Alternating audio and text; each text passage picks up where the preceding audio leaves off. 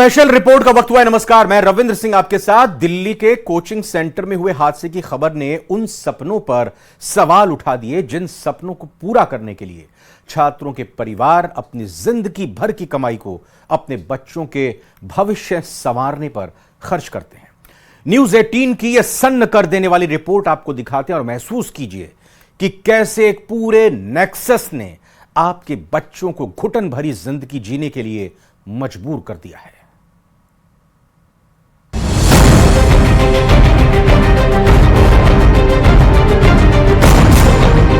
दिल्ली के coaching centre में देश के 3 कर्णधारों की मौत ने सोए सिस्टम को भले ही जगा दिया, लेकिन अब कोचिंग सेंटर के आसपास मौजूद पीजी की जो तस्वीरें निकल कर आ रही हैं, वो एक स्याह हकीकत को बेपर्दा कर रही है। मैं आपको एक तस्वीर दिखाने जा रही हूँ। दरअसल हम करोल बाग के एक पीजी में पहुंचे हैं। यहाँ पर आप देखिए, बहुत ज्यादा बड़ा कमरा नहीं है, लेकिन 2 बेड यहाँ पर आपको साफ तौर पर लगे हुए नजर आएंगे। अब आप ऐसे में समझ लीजिए कि आखिर 2 लोग जो हैं इस जगह पर रहते हैं।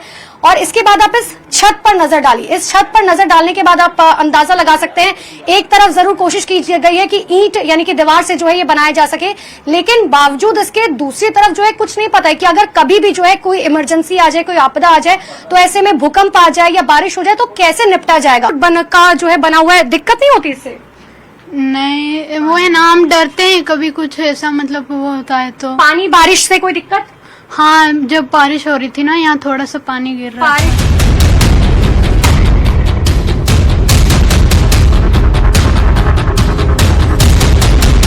ये कमरे नहीं, कबूतर खाने हैं। औसत लंबाई का इंसान भी इन बिस्तरों पर ठीक से सो नहीं सकता, लेकिन यहाँ आपके बच्चे प्रतियोगी परीक्षाओं की तैयारियां करते हैं, आसमान को छूना चाहते हैं, इसलिए किताबों के गट्ठर के बीच घुटन भरी जिंदगी जीने को मजबूर हैं और घुटन भरी जिंदगी के लिए ये भारी कीमत चुकाते हैं। आपको एक तस्वीर दिखाती हूँ। दरअसल देखिए, ये आप एक तस्वीर देख पाएंगे, सिर्फ एक बेडरूम है और ज्यादा बड़ा नहीं है। मेरे दोनों हाथ को अगर मैं यहाँ पर माइक रख दूं तो शायद ये देखिए, मेरे दोनों हाथ भी जो है यहाँ पर छोटे पड़ जाएंगे। मेरी हाइट अगर 5 फुट 4 इंच है तो आप ये समझ लीजिए कि अगर 6 फुट का इंसान है तो वो शायद इस बेड पर सो भी नहीं सकता। इस रूम में आपको कोई भी विंडो नजर नहीं आएगा, कोई खिड़की यहाँ पर मौजूद नहीं है। बच्चे यहाँ पर 15-15, 17-17 घंटे पढ़ते हैं और ऐसे में समझ लीजिए एक सिर्फ गेट है, उसको आप इमरजेंसी गेट कह लीजिए, उसको आप नॉर्मल गेट कह लीजिए, और इस बिल्डिंग में करीबन 50 से 60 बच्चे जो है रहते हैं।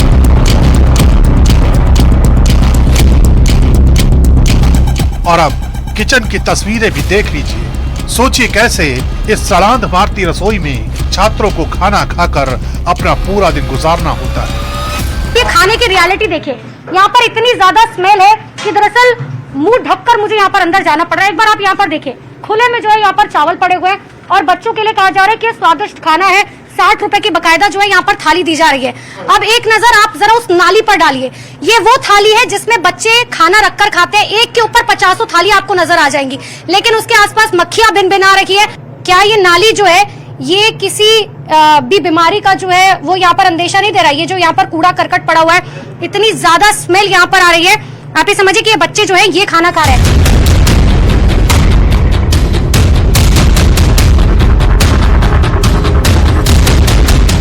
छात्रों से मोटी रकम ऐंठने के लिए इन इलाकों में कई व्यवस्थाएं की गई हैं। अब इस घर को ही देख लीजिए, जिसे अंदर से बंद करके एक कोचिंग सेंटर चलाया जा रहा है। एक इंस्टीट्यूट में मौजूद हूँ। ये बताया जा रहा है कि दरअसल ये सुनिया IAS नाम का एक इंस्टीट्यूट है जो अवैध तरीके से जो है यहाँ पर चल रहा है। बहुत देर से हम कोशिश कर रहे हैं कि जो है पूछ सके कि अंदर कोई मौजूद है, क्योंकि बहुत लोगों ने हमें बताया कि अवैध तरीके से चल रहा है। यहाँ पर ऊपर भी एक छात्रा रहती है। आप प्लीज एक बार नीचे आएंगी? तो वो हमें बता रही थी कि दरअसल ये इंस्टीट्यूट का नाम क्या एग्जैक्टली? सुनिया IAS। ये अवैध तरीके से चल रहा है? ये इसका एग्जैक्ट मतलब जानकारी तो मुझे नहीं है, हाँ। लेकिन हाँ इतनी जानकारी है, ऐसा मैंने सुना है। अवैध तरीके से चल रहा है। इस इलाके में कई ऐसे बेसमेंट हैं जहां लाइब्रेरी धड़ल्ले से चल रही है। हकीकत ये भी है कि हर साल ये बेसमेंट पानी से भर जाते हैं, लेकिन ना सुनने वाला कोई, ना देखने वाला। चल, ये एक बेसमेंट बताया जा रहा है। अभी तो देखिए, हालांकि अभी ये थोड़ा बहुत जो है खुला हुआ है, बाहर से इसे लॉक कर दिया गया है। यहाँ पर बाकायदा बायोमेट्रिक जो है लगा हुआ है, लेकिन जो बच्चे यहाँ पर बता रहे हैं कि देखिए ये पूरी तरीके से इसमें जो है पानी भर जाता है। जब से ये हादसा हुआ है उसके बाद से यहाँ पर बंद है, लेकिन अभी देखिए अभी जो है यहाँ पर बायोमेट्रिक लगा हुआ है, जिसकी वजह से बच्चे जो है अंदर नहीं जा पा रहे हैं। अब यहाँ पर जो बच्चे पढ़ते हैं मैं उनसे भी बात कर लेती हूँ। एक बार आप इधर आएंगे, आप इसी लाइब्रेरी में पढ़ते हो? जी, मैं इसी लाइब्रेरी पे पढ़ती हूँ। इसमें पानी भर जाता है? हाँ, जैसे ही बारिश होती है, थोड़ी भी बारिश होती है तो इस लाइब्रेरी में पानी भर जाता है।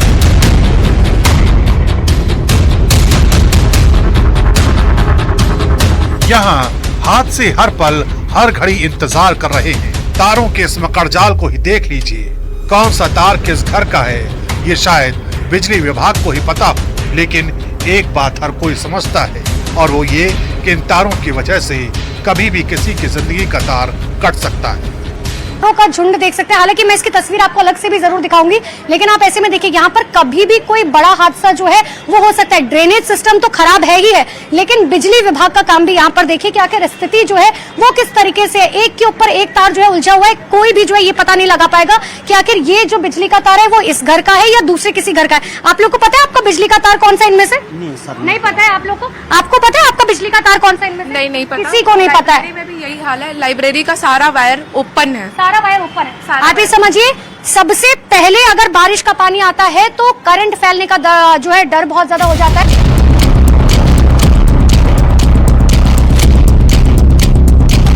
और आखिर में कहानी वहीं लौट कर आती है जहां से शुरू हुई थी, क्योंकि कोचिंग सेंटर में हुए हादसे के बाद से छात्र लगातार प्रदर्शन पर अड़े हैं।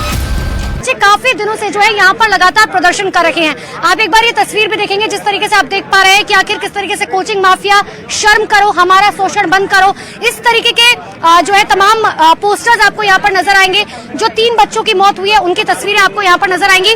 उन्हीं बच्चों से मैं बात कर लेती हूँ। कितने दिनों से आप यहाँ पर आप लोग बैठे हुए हैं? 4 दिन से। 4 दिन से बैठे हुए हैं। प्रशासन सरकार कोई आ रहा है बात करने के लिए? आप देख ही रहे हैं, हम लोग यहाँ कितनी कड़ी धूप में बैठे हैं और हम लोगों को कोई फैसिलिटी नहीं दी जाए। क्या आप लोगों की मांग है, क्या चाहते हैं आप लोग?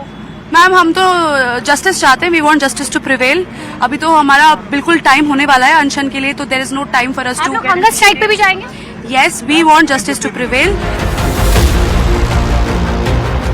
सच यही है कि दिल्ली में ऊंचे सपनों को देखने की ख्वाहिश में ये छात्र और इनके परिवार बहुत भारी कीमत चुका रहे हैं।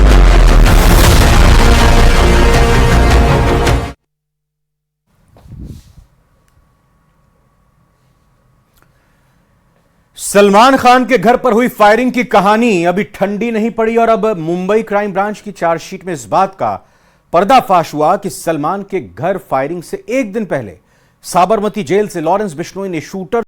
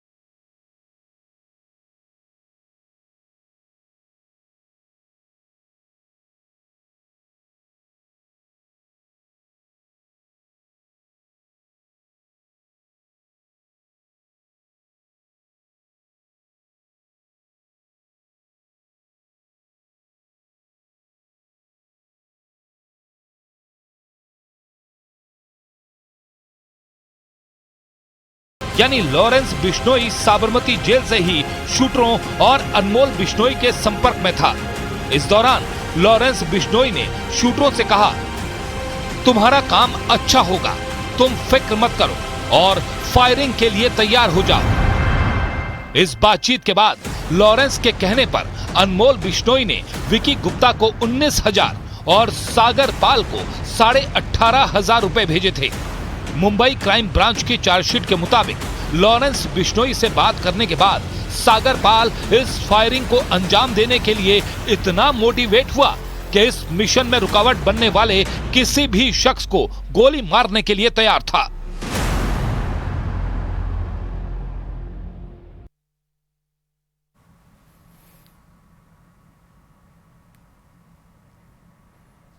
इजराइल के हमले में हमास चीफ इस्माइल हानिया मारा गया। ईरान की राजधानी तेहरान में इजराइल के हमले में इस्माइल हानिया और उसका बॉडीगार्ड मारा गया है। इस्माइल हानिया की मौत की पुष्टि ईरान और हमास दोनों ने कर दी है, जबकि इजराइल की तरफ से अभी तक इस पर कोई बयान सामने नहीं आया है। इस रिपोर्ट में आपको दिखाते हैं।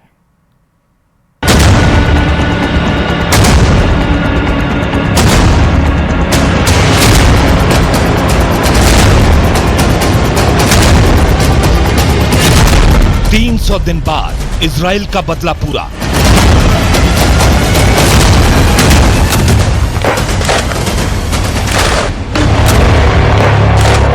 इजराइल ने आखिरकार हमास से 7 अक्टूबर के नरसंहार के मास्टरमाइंड हमास चीफ इस्माइल हानिया को इजराइल ने वहां मारा जो जगह उसके लिए दुनिया में सबसे सुरक्षित थी।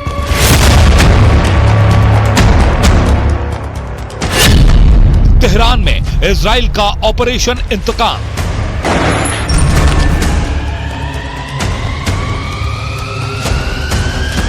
हमास चीफ इस्माइल हानिया को इजराइल ने गाजा, फिलिस्तीन, कतर या फिर सीरिया में नहीं, बल्कि उसे मोसाद ने ईरान की राजधानी तेहरान में मारा। और ऐसा करके इजराइल ने पूरी दुनिया को 2 संदेश दिए। पहला संदेश ये कि इजराइल के दुश्मन के लिए पूरी धरती में कोई जगह सुरक्षित नहीं। दूसरा संदेश ये, दुश्मन से बदला लेने में मोसाद से खतरनाक एजेंसी पूरी दुनिया में नहीं। इस बदले के साथ ही इजराइल ने पूरी दुनिया को बता दिया कि वो अपने दुश्मनों को न भूलता है और न ही माफ करता है।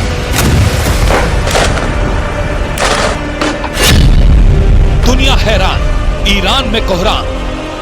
इजराइल ने अपने सबसे बड़े दुश्मन को मार गिराने के लिए मौका भी ऐसा चुना जब इस्माइल हानिया ईरान के नए राष्ट्रपति मसूद पेजेश्कियान के शपथ समारोह में शामिल होने के लिए पहुंचा था। यानी इजराइल का शैतान कहे जाने वाला हानिया ईरान का राष्ट्रीय मेहमान था और वो ईरान की राजधानी तेहरान के जिस घर में रुका था वहीं उसकी एक गार्ड समेत हत्या कर दी गई। वीडियो ने कराई हानिया की हत्या। हानिया की हत्या की कहानी तो और भी चौंकाने वाली है। 30 जुलाई यानी कल हानिया तेहरान में था। इस दौरान हानिया ईरान के सुप्रीम लीडर अयातुल्लाह खामनेई से मिला था। दोनों की इस मुलाकात का एक वीडियो भी सामने आया था। माना जा रहा है कि इसी वीडियो से इजरायली खुफिया एजेंसी मोसाद को उसके ठिकाने का सुराग मिला। हानिया के अलावा इजराइल का दूसरा निशाना बना हिजबुल्लाह के टॉप कमांडर फऊद शुकर। उसे इजराइल ने लेबनान की राजधानी बेरूत में मार गिराया।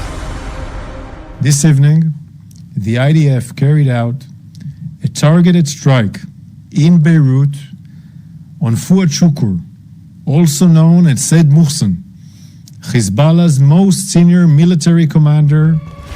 हमास के टॉप कमांडर की हत्या के बाद पूरा मुस्लिम वर्ल्ड हैरान है। ईरान ने इस्माइल हानिया की हत्या पर हमास, फिलिस्तीन और पूरे मुस्लिम वर्ल्ड के लिए संवेदना व्यक्त की है, लेकिन ईरान ने अभी तक इस बात की कोई जानकारी नहीं दी कि तेहरान में हानिया की हत्या कैसे हुई। हानिया की हत्या के बाद ईरान में प्रदर्शन शुरू हो गए हैं। वहीं हमास ने कहा है कि इजराइल ने टारगेटेड मिसाइल हमले के जरिए हानिया की हत्या की और हमास इस हत्या का भयानक बदला लेगा।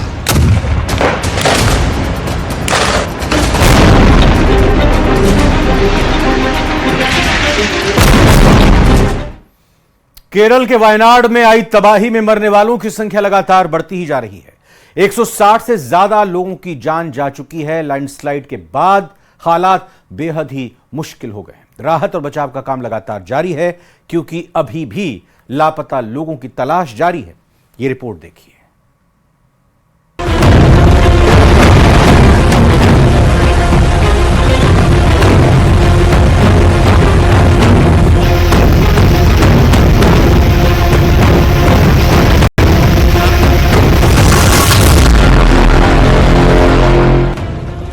केरल का वायनाड कुदरत के कोप की वजह से कराह रहा है। नरक जैसे हालात हो गए हैं। हजारों लोगों को बचाया जा चुका है।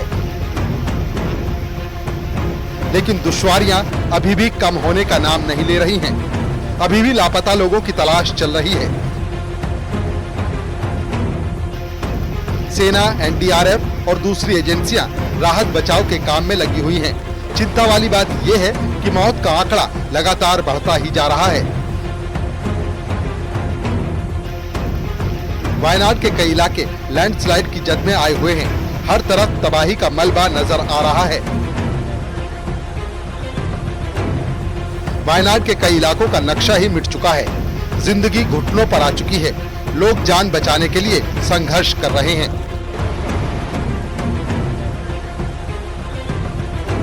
कुदरत का कहर जिन जगहों पर सबसे ज्यादा पड़ा है उनमें मुडकई, अटमाला, नूल पूझा और चूरामाला हैं। मानसून इन इलाकों पर कहर बनकर टूट रहा है, क्योंकि बारिश होने से राहत के काम में भी काफी दिक्कतों का सामना करना पड़ रहा है और 2 हफ्ते से बारिश का दौर जारी है। यही लैंडस्लाइड की वजह मानी जा रही है। 20,000 से ज्यादा आबादी वाले 4 गांव सिर्फ 4 घंटे में पूरी तरह तबाह हो गए। सैकड़ों लोग मलबे में दब गए। वायनाड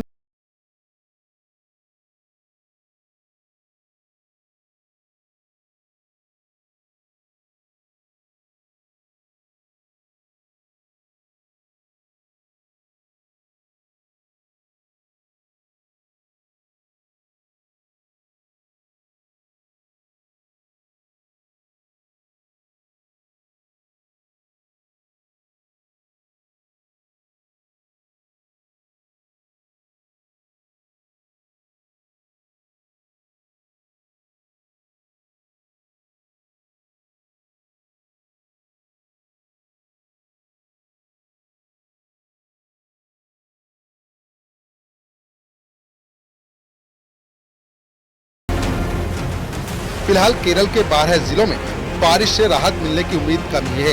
इडुक्की, त्रिशूर, मलप्पुरम, कोझिकोड, कुन्नूर और कासरगोड में रेड अलर्ट जारी किया गया है। इसके अलावा दूसरे कई जिलों में ऑरेंज अलर्ट जारी है।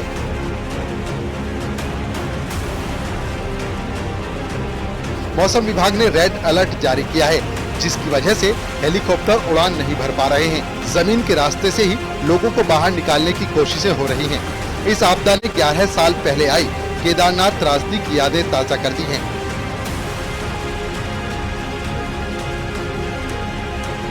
किसी को भी संभलने का मौका नहीं मिला। हर तरफ तबाही के निशान दिखाई दे रहे हैं। केरल में इस तरह की ये पहली त्रासदी नहीं है। हाल के वर्षों में कुदरत की मार से केरल लगातार कराह रहा है।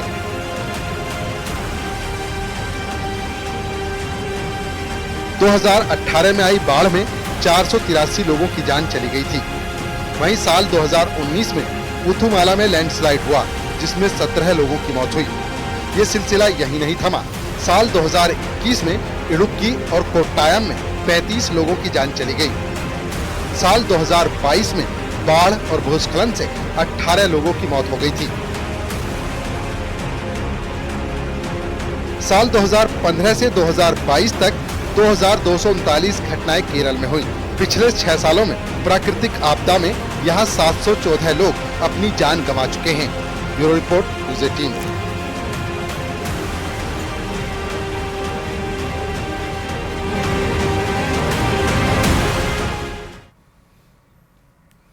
वायनाड में आए कुदरत के कहर की मार सबसे ज्यादा उन 4 गांवों में दिखी जहां पहाड़ों से गिरे मलबे ने पूरे के पूरे गांव को अपने आगोश में ले लिया। हाहाकारी तस्वीरों के बीच एनडीआरएफ और एसडीआरएफ की टीमें मलबे में दबे लोगों को बचाने में जुटी हैं और लोगों के बीच अपनों को पाने की उम्मीद जगाए हुए हैं।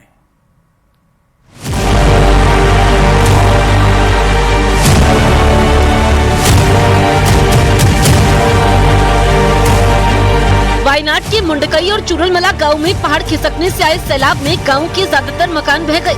वहां से आई एक तस्वीर में घायल लोगों को ले जाने के लिए चुरलमला गांव में वायुसेना का एक हेलीकॉप्टर उतरता दिखाई दिया। जहां पर हेलीकॉप्टर उतरा, वहां से थोड़ी दूरी पर कई लोग खड़े नजर आए।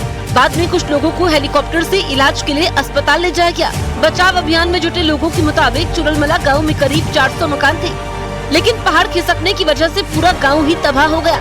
बताया गया कि बड़ी संख्या में गांव में रहने वाले लोग मलबे के नीचे दब गए। और जो बच गए वो बुरी तरह घायल हो गए। इसीलिए उन्हें अस्पताल पहुंचाने के लिए वहां वायुसेना ने बचाव अभियान शुरू कर दिया। मुंडकई विलेज है, वहां पे हमारी टीम अभी जा रही है। कल जो वहां से विक्टिम्स, जो इंजर्ड विक्टिम्स है, उसको निकाला गया है। अभी अब जो भी कोलैप्स बिल्डिंग घर होगा उसमें कुछ विक्टिम्स ट्रैप्ड हो सकते हैं, उस पे अभी हम लोग काम कर रहे हैं। पहला हम लोग का काम है कि रिवर क्रॉस करके उस साइड मुंडकई विलेज में हम अभी अपनी टीम। स्पेशल रिपोर्ट में फिलहाल इतना ही। आगे देखिए म्हारो राजस्थान।